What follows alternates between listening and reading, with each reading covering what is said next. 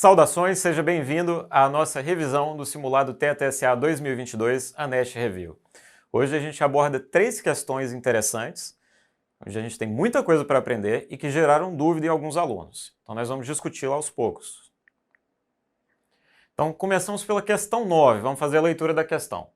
O gráfico abaixo apresenta a evolução da performance ventricular esquerda durante o curso da vida de um paciente com determinada doença valvar.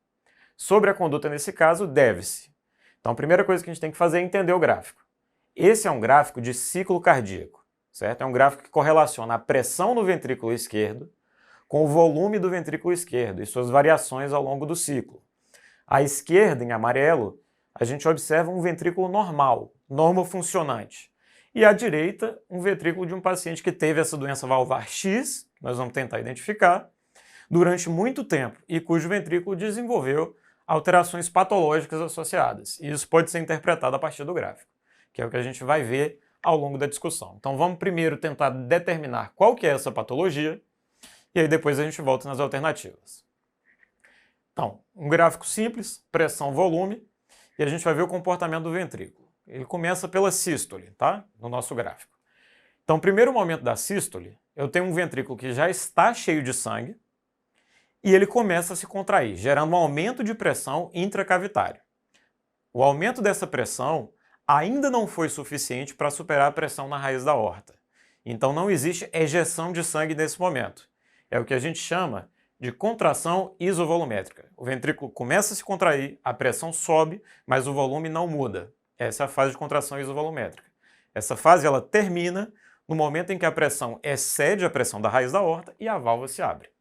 Uma vez que a válvula aórtica se abre, então, começa a haver saída de sangue para a circulação sistêmica. É a fase de ejeção.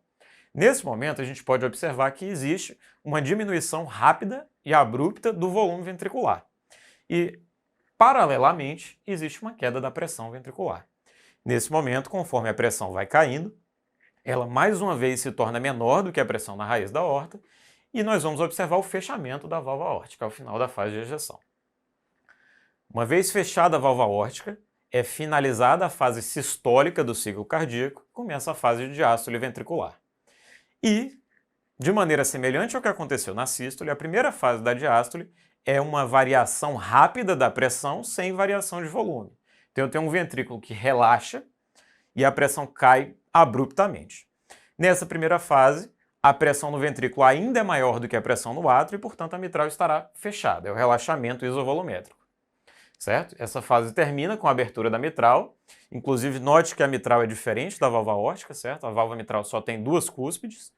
É uma correlação anatômica importante, ok? E, uma vez que a pressão cai o suficiente, a gente vê aqui na imagem, a mitral finalmente se abre, começa a entrar sangue do átrio para o ventrículo e o ventrículo volta a se encher, certo? Fase de enchimento ventricular. E com isso a gente entendeu perfeitamente como funciona o ciclo cardíaco normal. Agora vamos ver o que aconteceu no caso do nosso paciente, certo? Então a alteração mais gritante do gráfico da questão era essa aqui. É o desaparecimento da fase de relaxamento isovolumétrico. Perceba que quando o ventrículo começa a se relaxar lá em cima, onde a aorta se fecha e começa a fase diastólica, o volume ventricular já varia, certo? E eu sei que a válvula mitral ainda está fechada, porque eu sei que a velocidade de enchimento ventricular aumenta muito lá embaixo. E essa variação de velocidade significa que a mitral abriu. Então eu tenho um ventrículo que está aumentando de volume com a mitral fechada.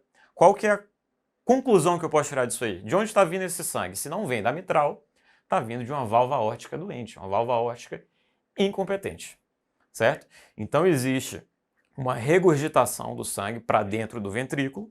Essa regurgitação é representada por esse ganho de volume, que a gente vê ali no gráfico marcado nas linhas em branco, antes da abertura da mitral. Com isso eu chego à conclusão final de que o paciente tem uma insuficiência aórtica. Tá? Essa é a informação mais importante do gráfico. Existem outras alterações, a gente vai ver já já, mas o importante agora é entender que o paciente tem uma insuficiência aórtica. E a partir daí eu posso começar a analisar as alternativas. E a gente vai ver aqui de baixo para cima. À direita você nota no gráfico que existe uma perda do relaxamento isovolumétrico, ele deixa de existir. Mas além disso, você nota que esse gráfico tem uma alça muito maior do que a alça do ventrículo normal à esquerda, tá? E isso é uma coisa importante de se notar e de se interpretar, ok? Então, ratificando o nosso diagnóstico. Normalmente eu teria uma válvula aórtica fechada, um relaxamento isovolumétrico, o ventrículo só começa a se encher quando a válvula mitral se abre. Do lado direito, o que eu observo é que a válvula aórtica não se fecha, então o ventrículo começa a encher antes da hora, ratificando a nossa suspeita, que é uma insuficiência aórtica. Ok? Além disso, eu percebo que eu tenho uma alça exageradamente alargada, um ventrículo que está cheio de volume, certo? É um ventrículo muito mais cheio do que um ventrículo normal. Portanto, eu entendo que esse paciente, por ter uma valvopatia de insuficiência de longa data, ele desenvolveu uma cardiomiopatia dilatada, certo? É uma insuficiência cardíaca dilatada. E isso me permite analisar com maior clareza, por exemplo, a alternativa D, que me sugere uma reposição volêmica vigorosa. E eu não posso fazer sobrecarga volêmica num paciente que tem a presunção de insuficiência cardíaca, porque eu vou submeter esse paciente a uma congestão hemodinâmica, certo? Então, resposta, alternativa falsa. Próxima alternativa, introduzir um diurético para reduzir a pressão venosa central. Semelhante modo, do mesmo modo que eu não posso fazer muito volume para esse paciente, eu tenho que pensar que por ser um coração insuficiente, ele é altamente dependente de uma coisa que a gente conhece muito bem, que é o mecanismo de Frank-Starling, né? Onde existe um estiramento das fibras cardíacas que permite que o coração se contraia com maior força. Isso é limitado, mas é um mecanismo adaptativo necessário e indispensável a esses pacientes. Então eu também não posso reduzir intempestivamente a pré-carga, o retorno venoso desses pacientes. Alternativa C, incorreta. Alternativa B, manter o índice de resistência vascular sistêmica acima de 2.600. E aqui vale a pena a gente conceituar, tá? Primeira coisa que eu preciso entender é o que é a resistência vascular sistêmica.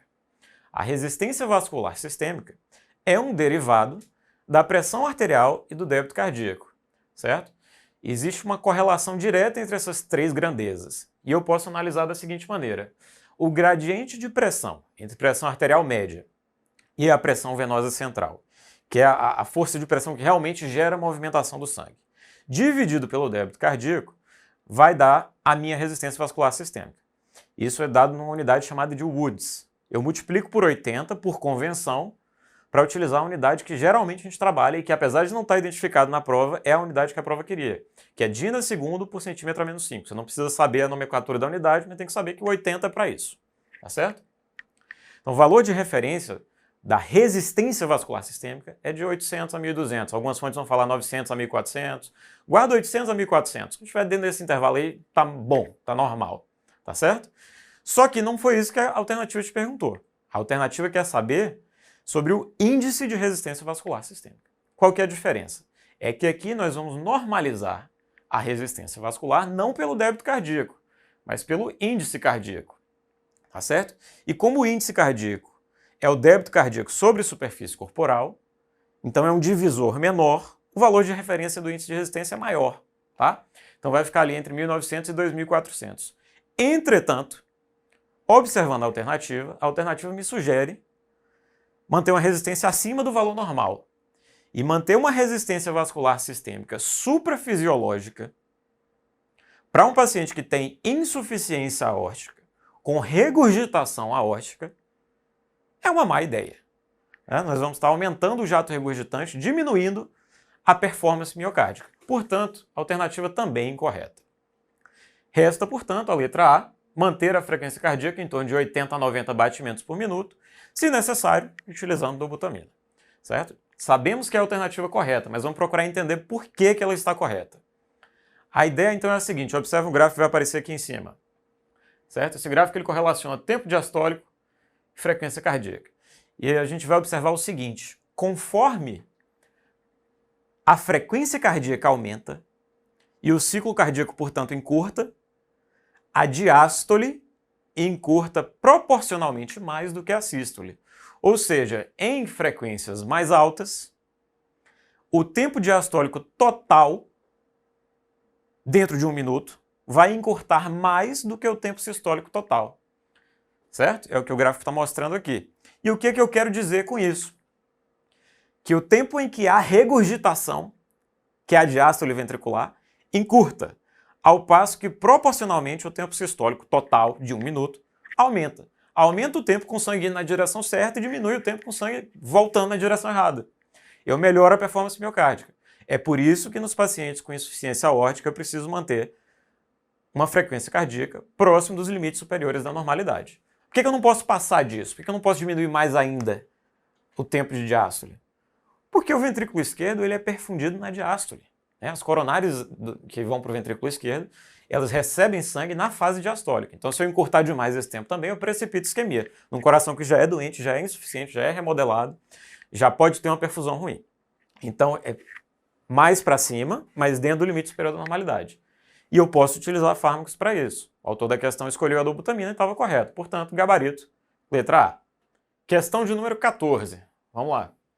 Paciente de 63 anos tem relação VF1-CVF de 55%. O que isso quer dizer? Isso aqui é o índice de Tiffanor, tá? É um índice utilizado para avaliar se existe distúrbio obstrutivo ventilatório. Esse paciente tem um índice inferior a 70%, falando a favor de um distúrbio obstrutivo. Então, a partir daqui já chama sua atenção. Tá? Então, paciente com provável distúrbio obstrutivo na avaliação pré-operatória. As curvas de ventilação mecânica observadas no intraoperatório são apresentadas abaixo. Quanto ao pós-operatório em CTI, ao passar de ventilação mecânica controlada para ventilação assistida, pode-se dizer que... Mais uma vez, vamos primeiro analisar os gráficos e depois a gente vai nas alternativas. Tá? Eu inverti a ordem dos gráficos aqui agora nessa apresentação porque eu achei que vai ficar mais fácil se a gente começar analisando esse aqui. Então é um gráfico que correlaciona fluxo e tempo de uma maneira linear da esquerda para a direita. Ok? E aí o que eu posso tirar desse gráfico? Primeiro, que o que está acima do gráfico é fluxo positivo, é fase inspiratória, e o que estiver abaixo do gráfico é fluxo negativo, é expiração. Tá? Isso é importante de entender. Bom, o que mais eu posso observar? Eu posso ver que a expiração aqui está incompleta. Por quê? Porque o fluxo expiratório ele é interrompido abruptamente antes que ele chegue a tocar a linha do zero, certo? O que isso significa? Significa que o paciente ainda tinha alguma coisa para colocar para fora e foi impedido, porque o tempo expiratório acabou, certo? Ainda existia energia potencial para expulsar ar ali de dentro, ainda existia pressão para colocar o ar para fora ali dentro. Em outras palavras, faltou terminar a expiração e o pulmão ficou pressurizado, certo? Como é que eu chamo isso? Auto-PIP, também chamado de PIP intrínseca. No outro gráfico da questão, eu vou procurar a mesma coisa, só que o outro gráfico é uma alça, tá? Então o que você vê? Para cima é fluxo positivo, para baixo fluxo negativo. A diferença é que embaixo ele vai da direita para a esquerda. É o contrário do que a gente viu aqui. Mas acontece a mesma coisa. Eu observo uma expiração que está incompleta. Olha só, ele tinha que ter terminado lá na frente. Sobrou, mais uma vez, pressão dentro do pulmão. É auto-PIP também. Ele te deu duas opções. O autor da questão ele foi generoso com você. Ele te deu duas chances de identificar o problema da questão. Certo? Então a questão é auto-PIP. De onde que vem a auto-PIP?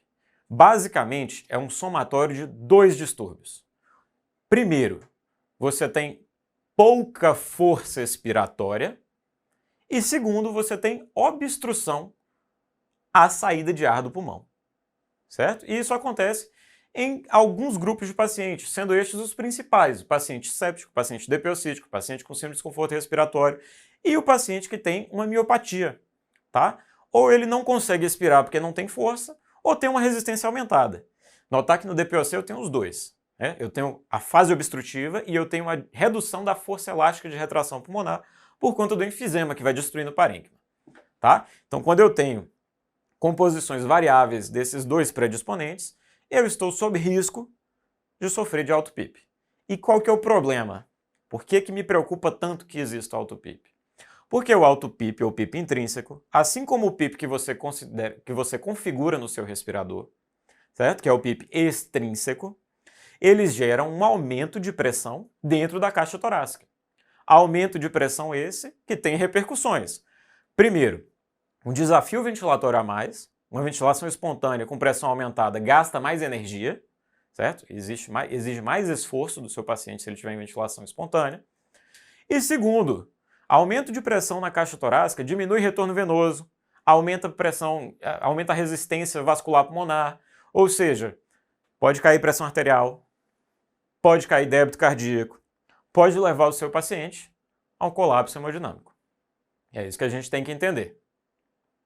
Tá? E é diretamente proporcional ao volume corrente. Né? Quanto mais ar eu empurro para dentro do pulmão desse paciente, mais trabalho, mais tempo ele vai precisar para expirar todo esse volume.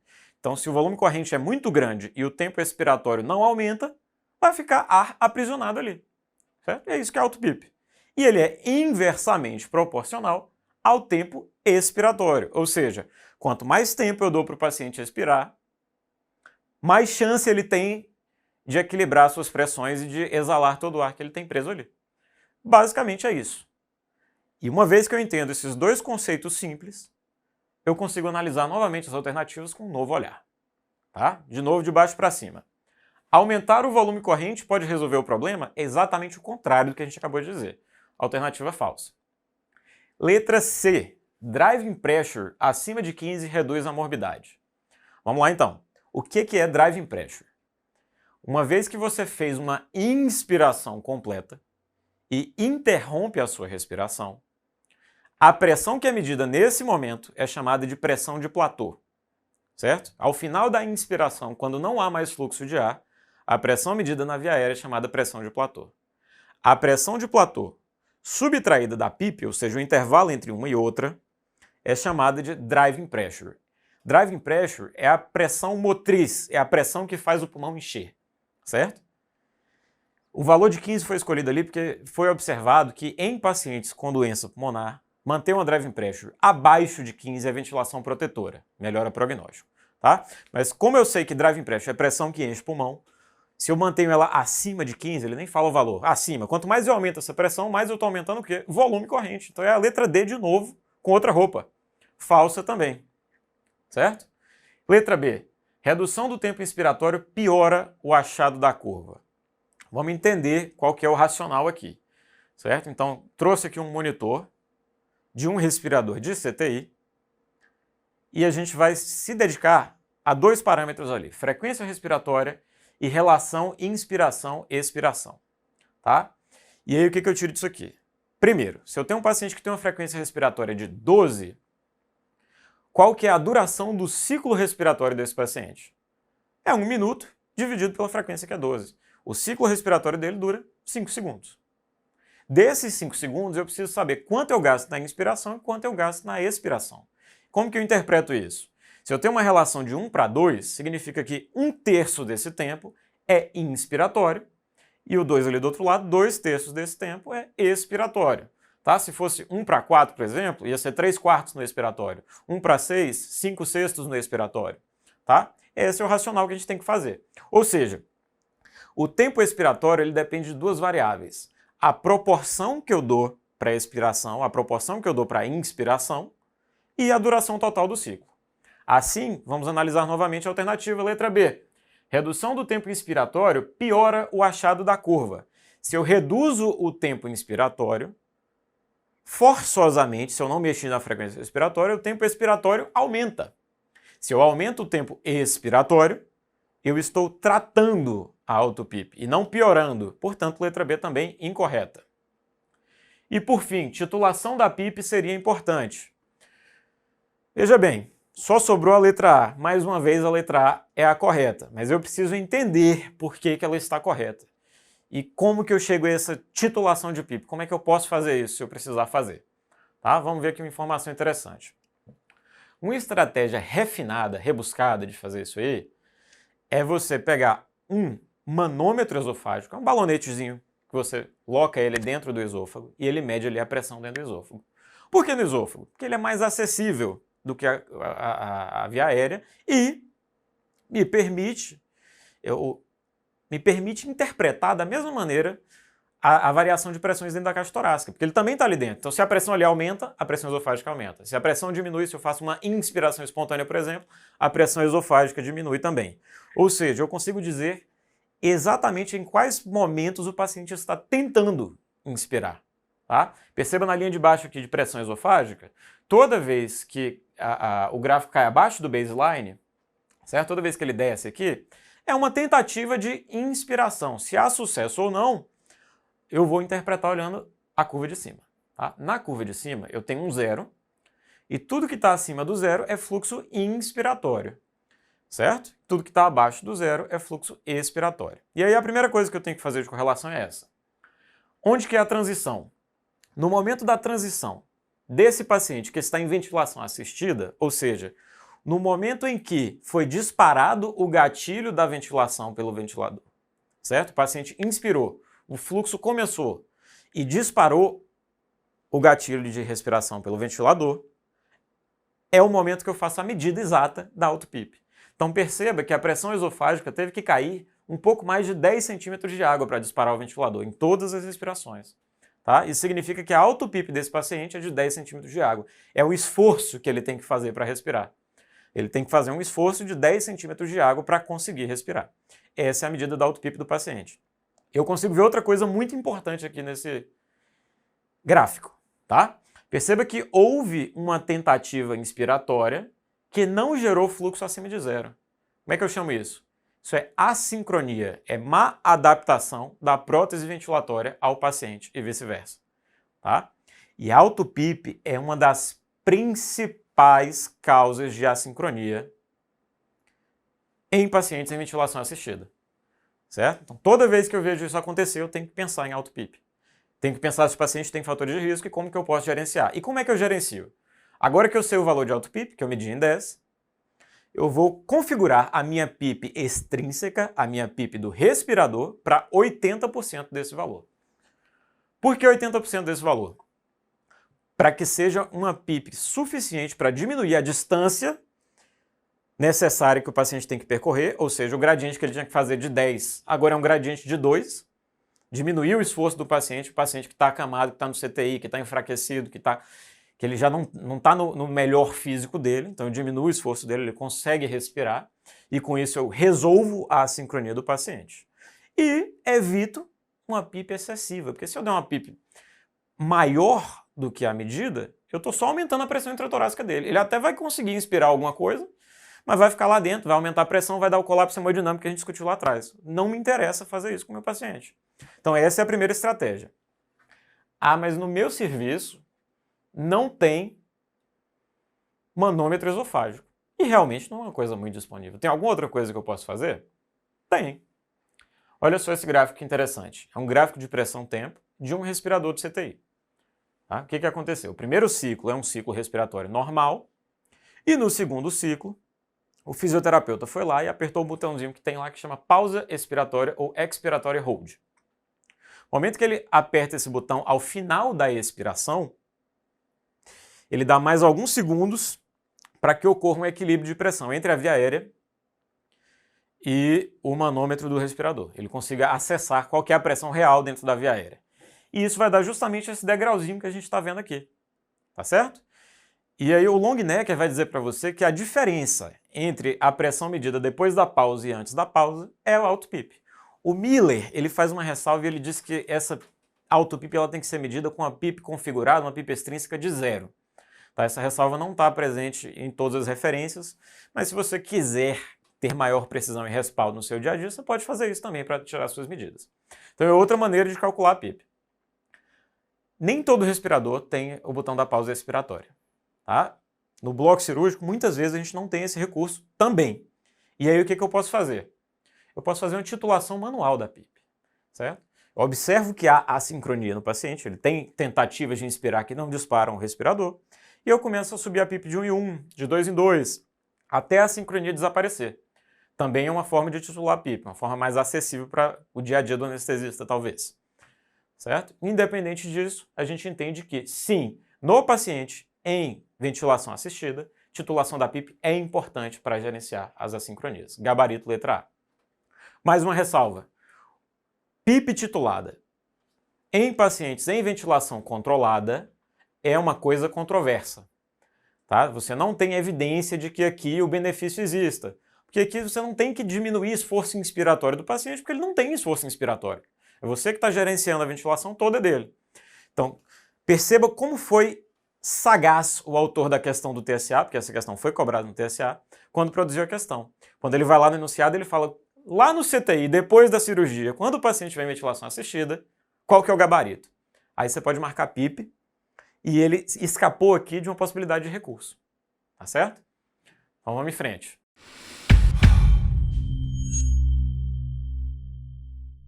Vamos lá, última questão do dia, questão 36. Paciente tem sua função sistólica representada pelo ponto A na figura abaixo. Após a administração simultânea de inotrópicos e vasodilatadores, sua função sistólica será representada pelo ponto... Então vamos lá, vamos olhar para o gráfico de novo, certo? Um gráfico correlaciona débito cardíaco, volume sistólico, com pré-carga, pressão diastólica no final de VE. Quando eu tenho uma curva que correlaciona débito cardíaco e pré-carga, e ao longo dessa curva, conforme a pré-carga aumenta, o débito cardíaco também aumenta, o volume sistólico também aumenta, até um determinado limite, onde existe um platô e não existe mais melhora hemodinâmica com aumentos de pré-carga, eu chamo essa curva de Frank-Starling. Tá? Esse é o efeito, fenômeno, mecanismo de Frank-Starling, que qualquer miocárdio sadio ou doente capitaliza para melhorar a sua performance, principalmente os miocárdios doentes. Tá? Além disso, o que eu tenho que entender desse gráfico? Eu vejo aqui que dentro do gráfico existe uma linha vertical e uma linha horizontal. Tá? Vamos olhar primeiro a linha horizontal. Abaixo dessa linha, eu tenho um débito cardíaco que é insuficiente para a perfusão dos órgãos. Acima dessa linha, eu tenho um débito cardíaco normal. Então, abaixo, eu vou dizer que eu tenho baixo débito cardíaco. Agora, olhando para a linha vertical. A linha vertical eu tenho para a esquerda dela menos pré-carga, para a direita dela mais pré-carga. O que eu quero dizer com isso? Da linha para a esquerda, o paciente está com a volemia compensada. Da linha para a direita, esse paciente está congesto. E o nosso paciente da questão, paciente A, é o pior paciente de todos. Ele tem um coração que não bate bem e está congesto. Em oposição ao coração A, que é o coração mais doente possível, eu tenho aquela linha mais à esquerda e mais acima da curva, que é a melhor curva de Frank-Starling do gráfico, que é o coração sadio. Tá? Então, basicamente, o que a questão quer saber de nós é como que eu pego o coração A e trago ele o mais perto possível do coração sadio, da linha verde. E aí eu posso gerenciar isso aí com 3 classes de droga, basicamente. Eu posso trabalhar com inotrópico, que é para fazer esse coração bater mais forte. Posso trabalhar com um diurético, que é para resolver a congestão desse paciente. Ou posso usar um vasodilatador, que vai não só ajudar na congestão, como vai aumentar também o débito cardíaco, porque diminui a resistência vascular sistêmica. E aí, com essas 3 informações, eu consigo interpretar 100% desse gráfico. Por exemplo, primeira seta, seta amarela. Eu resolvi a congestão sem trocar o paciente de curva de Frank-Starling, ou seja, sem melhorar o desempenho miocárdico global. Mas eu resolvi a congestão dele. O que eu fiz aqui? Um diurético. Por outro lado, lá na letra B, se eu aumento a potência de contração dele, sem mexer com a pré-carga dele, ou seja, eu troquei ele de curva, transformei ele num coração melhor, vamos dizer assim, mas eu não mexi com o sistema do paciente. O que eu fiz aqui? Eu dei um inotrópico para ele. Eu aumentei a força de contração cardíaca. Por outro lado, lá na letra C, eu consegui fazer 2 coisas simultaneamente. Eu diminuí a congestão e eu melhorei o débito cardíaco dele um pouquinho. O que eu fiz aqui? Um vasodilatador. Eu diminuí a resistência vascular sistêmica, então o coração conseguiu bater mais sangue para frente, e eu diminuí o retorno venoso ao mesmo tempo, porque eu aumentei o relaxamento dos vasos de capacitância, né? Eu devolvi menos sangue para o coração, vamos dizer assim, certo? Então, eu tenho um vasodilatador. E aí acabou a questão. Agora eu vou brincar com combinações disso aí.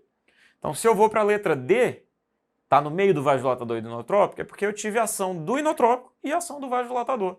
Eu melhorei o débito cardíaco 2 vezes mais, porque agora eu usei 2 drogas diferentes. Com isso, eu jogo ele para uma curva ainda melhor de performance cardíaca e ainda resolvi um pouquinho do problema de pré-carga dele. Então, o que é a letra E? A letra E é um paciente que mudou de curva, portanto, ele recebeu o vasodilatador inotrópico e ainda recebeu uma coisa que mexe com pré-carga, que é um diurético. Então, a letra E eu recebi os 3. Pronto. Com isso aí, eu volto na questão e a questão me pergunta, paciente que saiu de A e recebeu inotrópico e vasodilatador, que aconteceu com ele? Letra D, gabarito da questão. E é isso aí. Até a próxima.